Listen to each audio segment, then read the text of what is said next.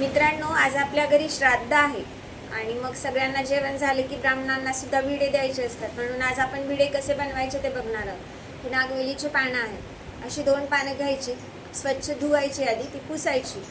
नागवेलीची अशी 2 पानं घ्यायची, एकमेकांवर अशी व्यवस्थित ठेवायची. त्याच्यावर थोडासा चुना लावायचा. हा कात असतो, हा कात याच्यावरती थोडासा टाकायचा. त्याच्यानंतर आपण याच्यामध्ये अजून टाकणार आहोत सोप. भाजलेली शोप आहे, सगळ्यांना भाजलेली शोप आवडते म्हणून. आणि ओवा टाकणार आहोत आपण याच्यामध्ये. याच्यामध्ये बरेच साहित्य आपण टाकू शकतो. याच्यामध्ये पपई सुद्धा टाकू शकतो आपण. कोणाला साखर आवडत असेल तर साखर सुद्धा टाकू शकतो. मग हा विडा तयार झालेला आहे. याच्यामध्ये फक्त सोप आणि ओवा टाकलेला आहे. सुपारी जास्त कोणी खात नाही म्हणून नाही टाकलेली आहे. मग याची छान फोल्ड करायची. शहरामध्ये विकत मिळतात, पण आमच्या ग्रामीण भागामध्ये आम्ही घरीच करतो. कोणताही सण असला, काही असला की जेवण झाले की सगळे विडे खातात.